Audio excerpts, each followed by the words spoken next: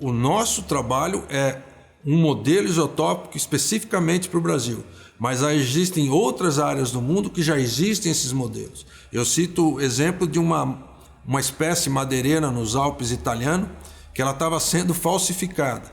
E a maneira de combater essa falsificação foi a polícia italiana usar isótopos estáveis para dizer se aquela madeira realmente vinha da região alpina italiana. Os isótopos estáveis são átomos do mesmo elemento químico que tem um número de nêutrons diferente no núcleo atômico. Então, o que caracteriza os átomos? É o número de prótons.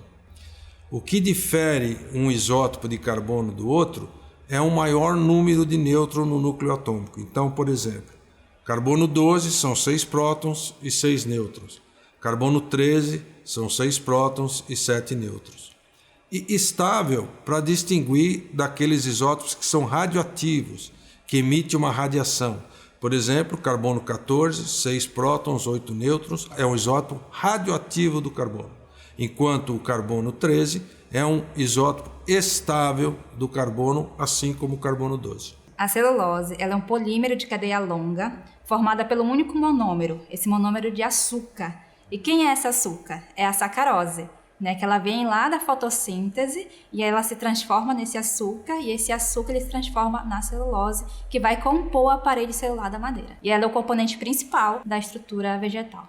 Os isótopos estáveis, nas últimas décadas, ganharam uma relevância muito grande em diversas áreas de estudo.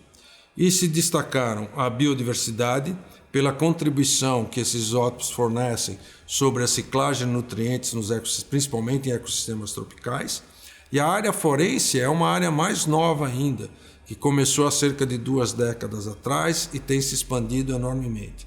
No Brasil, os isótopos estáveis já são utilizados em vertentes forenses para restos de seres humanos, drogas, tráfico de animais e inúmeros outros.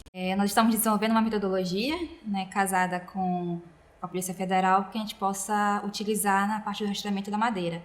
Então, nós fazemos a coleta dessas amostras, da Amazônia, e nós separamos ela. Então, nós temos o procedimento de preparação das amostras, que é trazer as amostras em baguetes, formar essas baguetes, que são as lâminas de madeira, para que a gente possa observar os anéis de crescimento.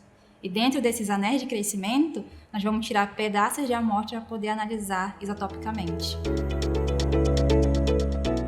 A colaboração do SENA com o INPA é algo histórico, porque alguns diretores do INPA foram antes diretores do SENA. E nessa colaboração, há cerca de 30 anos atrás, eu conheci o professor Niro Iguchi. E o professor Niro Iguchi é um dos maiores especialistas em floresta tropical do mundo. E a nossa colaboração começou exatamente usando isótopos para entender o ciclo do carbono, da água e do nitrogênio em florestas tropicais. Nós coletamos madeira. A madeira ela é que tem mais constituinte de carbono, onde a gente vai encontrar maior teor de celulose nela. Então é por isso que o principal material de trabalho é a madeira. Mais recentemente houve uma demanda da Polícia Federal por tecnologias que pudessem atestar a origem da madeira por conta do comércio ilegal de madeira na Amazônia. E nesse sentido, o professor Niro me colocou em contato com a Polícia Federal e nós começamos uma colaboração nesse sentido, desenvolver uma metodologia usando isótopos que nós possamos conhecer a origem da madeira e assim ajudar a Polícia Federal nesta investigação. Com a celulose a gente consegue observar como ela tem essas ligações de carbono, hidrogênio, oxigênio, e o viés da rastreabilidade em enfoque da celulose é o oxigênio e o hidrogênio. Então nós temos essas pontes de ligações que nós temos desses 2 elementos. Então nós conseguimos fazer a análise isotópica a partir deles, não excluindo o carbono, que também o carbono é muito importante, mas para esse enfoque de rastreabilidade nós estamos utilizando oxigênio e hidrogênio. Os 4 isótopos mais utilizados no momento no rastreamento da madeira são os isótopos de carbono, do nitrogênio, do oxigênio e do hidrogênio, mas com potencial de usar alguns outros isótopos, por exemplo, o isótopo de estrôncio, mas esses estudos ainda estão embrionários. Depois que a gente faz a preparação das lâminas e a gente observa esses anéis, nós vamos fazer o procedimento metodológico de extração da celulose para remoção dos extrativos, que nós tiramos gorduras, resinas, alguns minerais e alguns extrativos voláteis.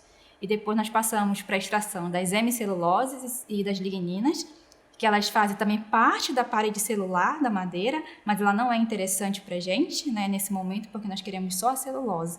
E de preferência vale citar também que é a celulose alfa, que é a celulose que não degrada. A análise dos isótopos da celulose irá indicar o local onde uma determinada árvore viveu. Existe uma certa confusão entre isótopos estáveis e DNA. DNA vai dizer quem seriam seus antecessores, mas não vai dizer onde você viveu. Os isótopos estáveis não vai dizer quem são os seus antecessores, mas vai me contar em que ambiente você viveu e assim eu posso localizar geograficamente a origem de uma determinada madeira. Após a extração da celulose, a gente coloca ela para a fase de pesagem.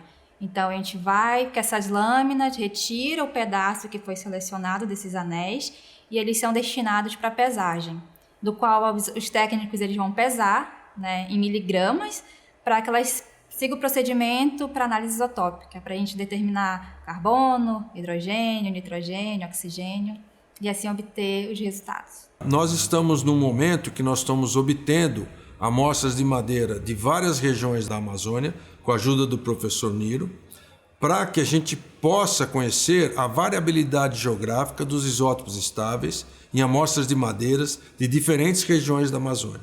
Parece simples, mas é um processo custoso, porque a Amazônia é imensa, existem dificuldades logísticas de você amostrar uma madeira, e chegando aqui no laboratório ainda há todo um processo de extração da celulose, que é um processo químico relativamente complicado, e depois que vão ser feitas essas análises isotópicas. Nós estamos fazendo esse trabalho com o apoio do professor Niriguchi, com o apoio da Polícia Federal e com o apoio da CAPES, através de um projeto chamado CAPES Procad Segurança Pública. Nós esperamos em cerca de 2 anos termos terminado essa fase e temos uma metodologia pronta para ser usada pela Polícia Federal e por quem mais se interessar por essa metodologia.